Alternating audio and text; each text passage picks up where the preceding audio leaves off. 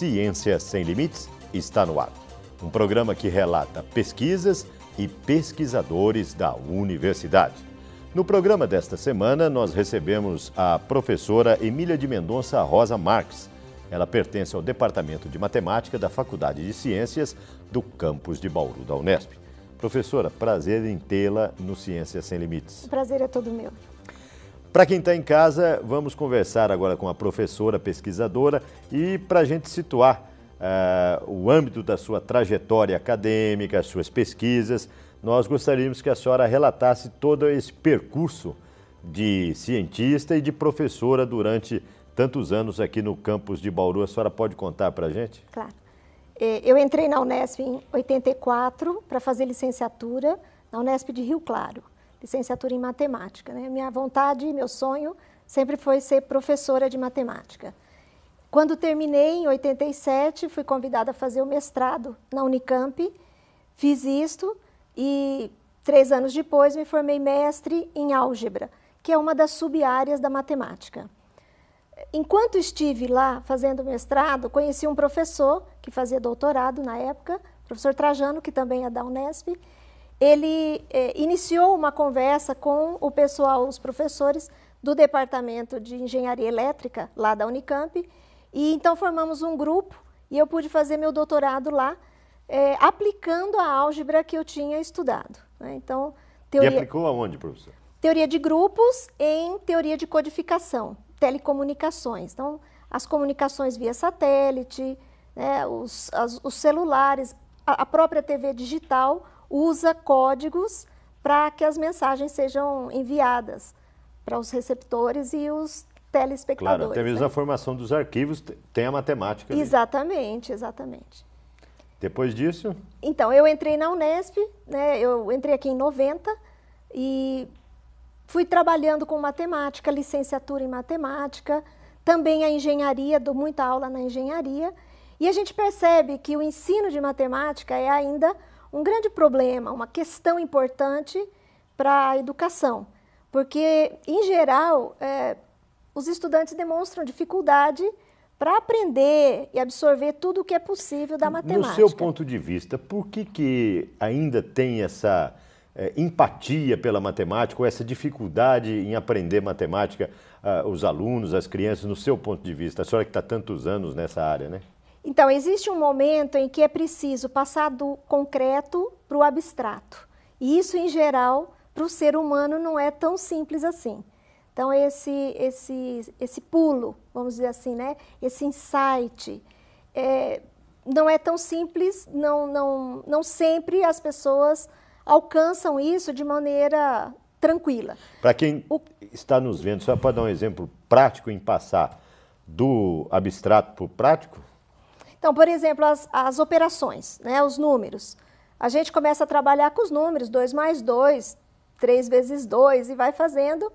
E, em algum momento, a gente precisa abstrair isso, olhando para uma propriedade. E aí, em vez de dizer 3 mais 2 é sempre igual a 2 mais 3, a gente diz, seja qual for os números, A e B, porque A pode ser qualquer desses números que a gente conhece, B idem, então A mais B é igual a B mais A. E isso começa a gerar uma certa insatisfação nos alunos, uma certa inquietação, eu diria, porque eles precisam ficar imaginando quem será esse A, quem será esse B. Então, esse passo que é um passo importante e nem sempre se respeita o tempo do aluno, né? O universo dele. O universo, a formação que ele traz. E se exige coisas, e a às senhora vezes... pesquisou já esse aspecto ou não? Não, não muito. A gente sabe que isso acontece, então o que eu me dediquei a fazer foi criar o máximo possível de objetos concretos para ajudar nessa abstração, seja em qualquer nível, né? Que agora, por exemplo, trabalho com a universidade, o nível superior, tá, e fazendo essas coisas, não é? Criando a possibilidade, na verdade, no momento eu uso as novas tecnologias, então o computador, a internet, para auxiliar criando visões, né, daquilo que a gente quer estudar. Perfeito. Isso a senhora pesquisou no seu doutorado, que foi um campo da álgebra, que a senhora comentou, né? Então, na verdade, quando eu fiz o doutorado, a gente fez a aplicação da álgebra, então vi muita coisa concreta acontecendo utilizando álgebra. Isso foi que despertou, né, mais ainda a vontade de pesquisar por aí. E o meu pós-doutorado é que realmente me auxiliou muito nisso, que é em ensino de matemática com novas tecnologias. A senhora fez o pós-doc, né, o pós-doutorado aqui no Brasil ou no exterior? Não, fiz no exterior, fiz em Portugal, na Universidade de Aveiro. A senhora vai contar para a gente como é que é fazer uma pós-graduação no exterior, em outro país, se é muito diferente pesquisar lá fora em relação às pesquisas aqui no Brasil. Mas não vai responder já não. Só depois de um breve intervalo.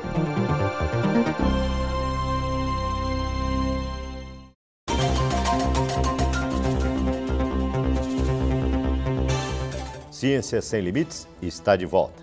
No programa desta semana, nós conversamos com a professora Emília Marques. Ela pertence ao Departamento de Matemática da Faculdade de Ciências do campus de Bauru. Se você quiser contactar a pesquisadora, basta enviar um e-mail do jeito que aparece aí na sua tela, emilia@fc.unesp.br. Se preferir conhecer o departamento da professora, acesse www.fc.unesp.br, clique em Departamentos. Clica lá, Departamentos de Matemática, e vai encontrar com facilidade. Se quiser interagir com o nosso programa, o e-mail também está na tela. Ciência Sem Limites, tudo junto, @tvu.unesp.br. Professora, no bloco anterior, no finalzinho, eu perguntei como é que é realizar a pesquisa, fazer pós-doc num país. A senhora foi para Portugal. A senhora pode contar a experiência para a gente? Sim, foi uma experiência muito boa. Fiquei 5 meses lá, trabalhei com a professora Ana Breda. Ela é geômetra e trabalha com didáticas da matemática.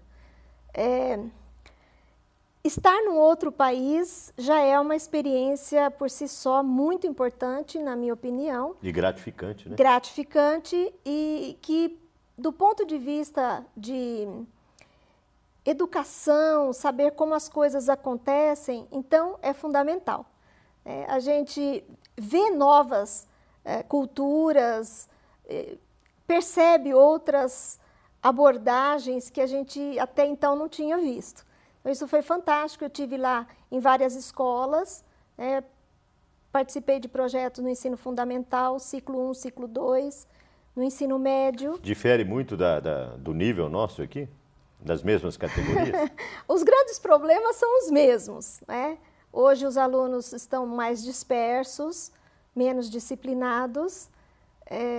A matemática, infelizmente, ainda também lá em Portugal é uma questão ainda uma barreira, uma questão importante, né?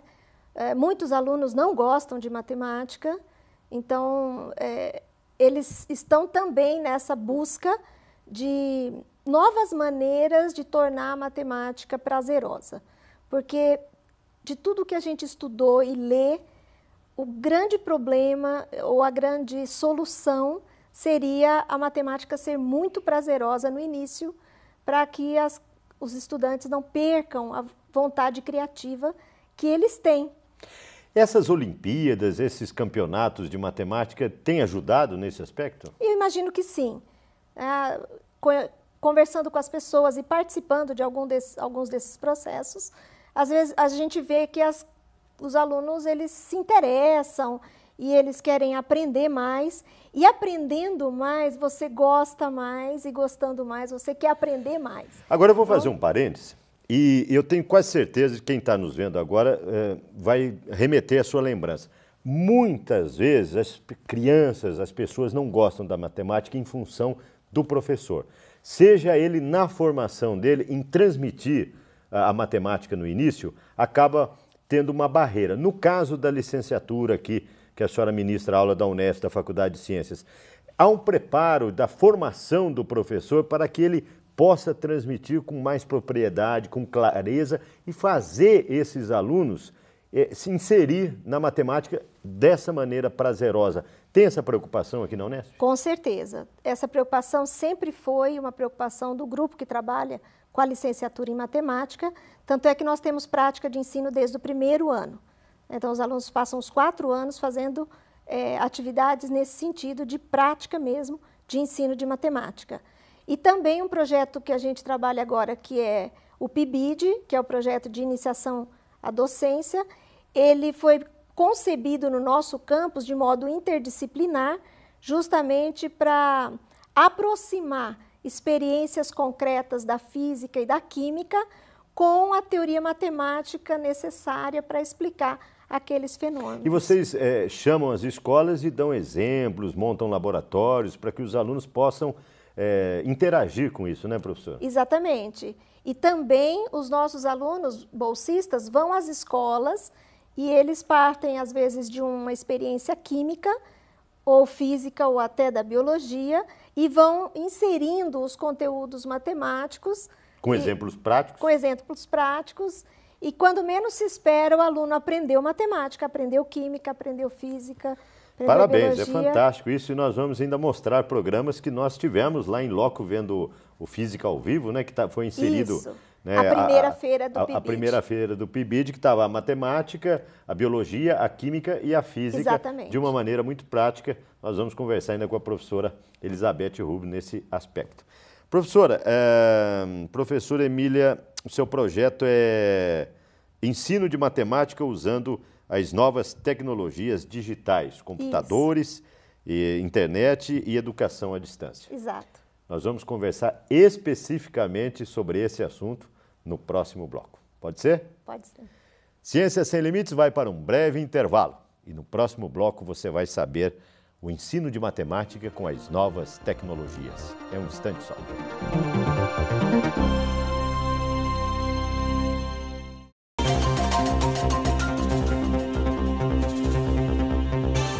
Ciência Sem Limites está de volta. É um programa que tem o objetivo de mostrar e conversar com os pesquisadores e mostrar as pesquisas realizadas no âmbito da universidade. No programa desta semana, nós estamos recebendo a professora Emília Marques. Ela pertence ao Departamento de Matemática da Faculdade de Ciências do campus de Bauru.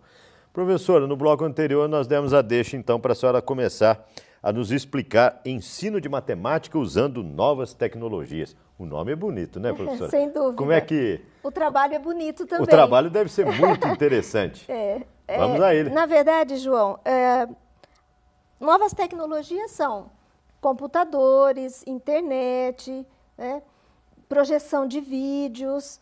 Então, o quanto isso pode ser usado e de que maneira pode ser usado para auxiliar no processo ensino-aprendizagem. Então, esse é o grande foco do nosso trabalho. No ensino superior, ensino médio e superior, a gente tem um conteúdo matemático que se chama números complexos, que não são tão complexos assim. Mas deixa muita gente de cabelo em pé, né? Deixa muita gente de cabelo em pé, com certeza. Há algum tempo atrás, em 2003, o professor Aguinaldo, que até já esteve aqui, Perfeito. Teve um aluno de mestrado, que foi meu aluno na graduação, e que juntos desenvolvemos, então, um software que poderia dar uma ideia do que fosse a imagem de uma função complexa. Porque se os números complexos assustam um pouco, imagina as funções desses números complexos, né? Então, como funções reais, a gente consegue muito facilmente fazer um gráfico na lousa. No ensino médio se faz muito isso, no ensino de cálculo 1, 2 também, a gente faz muito isso.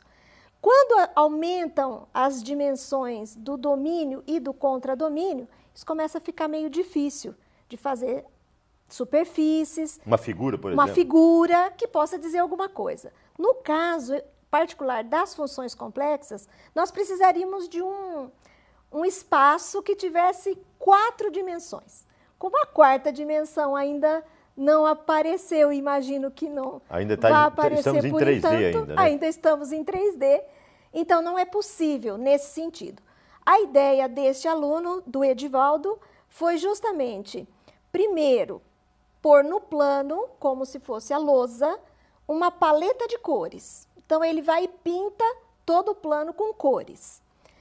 No domínio, a gente escolhe cada ponto, calcula para cada ponto a sua imagem e aí vê que cor corresponde a essa imagem e pinta o domínio. E isso ficou muito interessante porque eu tenho desenhos, figuras, como você falou, no plano, facilmente da gente observar algumas propriedades matemáticas que eles possam apresentar. Inclusive, eu acho que a produção, a senhora trouxe exemplos para a produção. Trouxe A senhora alguns... pode dar um exemplo prático e explicar? Então, com esse software, a gente conseguiu fazer alguns quadros que, na verdade, remeteram para a arte mesmo. Por exemplo, esse que está aparecendo. Isso, esse quadro que está aparecendo. Azul e amarelo. Azul e amarelo, parece aí umas borboletas voando. Né? Então, são justamente, é uma função complexa, periódica, porque você vê que ela se repete, tem 2 vezes a borboletinha, né? E a gente tem... Tem uma equação matemática embaixo. Tem uma equação matemática que gera esse quadro. Quer dizer, sempre que aplicar essa equação matemática, a gente vai obter esse quadro? Esse quadro, exatamente. Tá. O próximo, esse vermelho, por exemplo. Isso, então, a gente vê novamente ali aquelas voltinhas como se fossem as asas da borboleta, sim, mas nesse caso são menos, isso porque o expoente que a gente usou na função era menor, a cor também está diferenciada. Bom, eu sou leigo e quem está em casa é muito leigo. Primeiro vocês fizeram a equação ou primeiro o software fez a figura? Primeiro a equação. Ah, vocês... Na verdade, eu dou a equação ao software e sim, ele faz a figura. Quer dizer, você pode elaborar várias equações que vão sair várias figuras. Exato, exato. Cada função complexa deve dar uma figura diferente. O próximo, nós vemos várias cores ali, né, professor? Isso, exatamente. Eu deixei ele aí para a gente ver que ele tem essa diferença para os anteriores. E a equação é bem maior. A equação é maior e o fato de ter muitas cores, na verdade a paleta toda está aparecendo, porque eu conheço a paleta, né? Posso garantir para você que está aparecendo toda ali, é o fato de que as imagens atingem todo o plano do contradomínio. Quando a senhora fala em contradomínio, quer dizer, a parte, em todas as partes da figura? Exato. Então, eu tenho o domínio da função e onde a função vai associar os pontos. Então, o que aconteceu foi que para todos os pontos do domínio, houveram pontos distintos lá na imagem. O seguinte é a mesma coisa também, professora? Exato, só que ali você vê, volta a ter só 2 cores, isso significa que o contradomínio está restrito a uma reta. Não é o plano todo, é só uma reta. Professora, nós vamos para um breve intervalo, mas eu já vou deixar a questão no ar aqui. Isso aí pode ser usado por indústrias têxtil? Imagina. Não responde, professora. Só no último bloco, a professora Emília Marques fala do trabalho e da pesquisa dela. É um instante e Ciência Sem Limites volta já.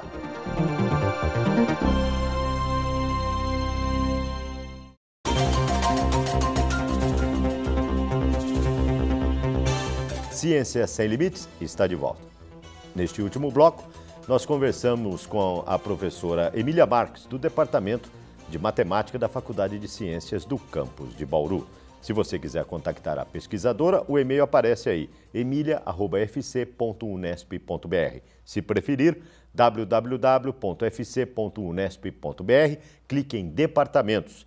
Departamento de Matemática, você contacta a pesquisadora. Para interagir conosco, também está aí o e-mail, Ciência Sem Limites, tudo junto, @tvu.unesp.br. E agora que a TV Unesp retransmite a programação da TV Brasil, veja a nossa programação, www.tv.unesp.br. Professor, no bloco anterior nós questionamos, a senhora já pensou em usar ou vender a ideia para as indústrias têxtil em usar esse software, né, para elaborar figuras e imagens da forma com que a senhora explicou? Sim. Durante um projeto que nós desenvolvemos em 2011, as pessoas viam os quadros, porque o projeto era justamente a exposição desses quadros. Eles foram expostos na biblioteca da Unesp e também em várias escolas de ensino médio daqui da região de Bauru. E algumas pessoas me diziam exatamente isso. Nossa, como parece uma estampa. Você pode ver a próxima imagem. Aquele verde e cor-de-rosa? Isso. Então, foi um daqueles que chamou a atenção. E essa imagem seguinte, ainda mais, chamou a atenção, também é verde e rosa, mas ela tem um tom mais claro. E as pessoas diziam, isso fica bonito num estofado ou num... Uma colcha, né? Uma colcha, né? Agora, Eu queria também que a senhora falasse se tem elementos fractal aí e explicar. Né? Fractais. Fractais, tem sim, né? Isso, tem sim. Fractais. Na verdade... O nome é complexo, né? Deve ser até mais complexo explicar isso, né, professora? Sim, os fractais, eles são um estudo novo, porque justamente a tecnologia é que permitiu esses desenhos. Em todas essas figuras tem fractais? Não todas. Aquelas que aparecem essa repetição de uma determinada região da figura. Tanto rosa quanto verde? Aquele pedacinho menor que você vê ali, as voltinhas, a espécie da borboletinha. Ali é uma região que está se repetindo, cada vez menor o desenho. Isso é uma característica dos fractais. Eles são interessantes e são muito usados hoje em computação gráfica para justamente recriar imagens quase perfeitas da natureza. Por exemplo, um bloco de neve, né? Existe um fractal que desenha muito perfeitamente, até nos nossos ar-condicionados hoje, aquele símbolozinho que aparece, ele foi extraído do fractal. Por exemplo, quando é a parte de chuva, né? Ou a parte de frio ou calor, né? Isso. Só o símbolo é uma representação. Fractal. É um pedacinho, foi retirado do fractal, porque ele representa muito bem o bloquinho de neve. Agora, basicamente, os desenhos não estudam essa sistemática do fractal no seu projeto? Não, eu não trabalho com fractal. Tem outras pessoas no departamento, por exemplo, a professora Tatiana trabalha com fractal, mas os fractais são descritos por funções complexas. E que é esse o objeto de estudo e de pesquisa desse nosso software. Perfeitamente. E, posteriormente, professora, com relação a essas figuras que nós já vimos, vocês podem até tentar vender a ideia para uma indústria, né? Onde é que vocês querem chegar com toda essa pesquisa em termos de pensar em maneiras diferentes para que os estudantes possam absorver melhor a matemática? Onde é que vocês querem chegar? Então, essa é justamente a ideia de estar criando objetos visuais que eles possam compreender melhor as propriedades, porque diz a literatura da área que, depois de visto, esse sentido visão ajuda muito o nosso cérebro a pensar, conjecturar, né, e tentar explorar um pouco mais aquele conhecimento. Então, os softwares, na verdade, é que têm ajudado os alunos a trabalhar um pouco mais com aquilo que era muito algébrico. Seria como ver a beleza do saber matemático nesse contexto? Imagino que sim, acho que é isso mesmo. Uma vez que você vê uma aplicabilidade prática, interessante, né? Bonita, né? Visualmente muito agradável. Agora, isso diz ao nosso cérebro que aquilo é importante, aquilo importante é interessante, gostoso, prazeroso. Vale a pena. Deixa eu fazer uma colocação. E os governos, vocês não procuraram expandir ou mudar até mesmo as regras, né, do ensino da matemática?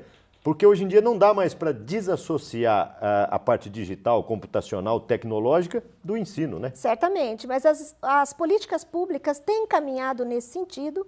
As escolas têm ganho salas de computação. Inclusive, o último projeto do Estado foi fornecer aos professores um tablet, e a gente tem muitos softwares desses já podendo ser usados no tablet. Então, isso vem facilitando. Perfeito. E vem tornando o aluno da universidade, futuro professor, interessado interagido também, né? Nas novas tecnologias. Perfeito. Então, nós oferecemos optativas que trabalham com vários softwares. A gente trabalha também durante as aulas. No momento, estou fazendo uma disciplina que faz justamente a integração de 2 softwares, esse e o GeoGebra. Parabéns pelo seu trabalho e esperamos que num futuro breve a senhora possa retornar aqui no nosso programa para contar os avanços e a aplicabilidade do software e da sua pesquisa. Muito obrigado pela sua presença. Felizmente, nosso tempo chegou ao final, professor. Eu que agradeço, João. Ciências Sem Limites termina por aqui. Hoje conversamos com a professora Emília Marques, do Departamento de Matemática da Faculdade de Ciências. Na próxima semana, um novo programa, uma nova pesquisa, um novo pesquisador. Até lá.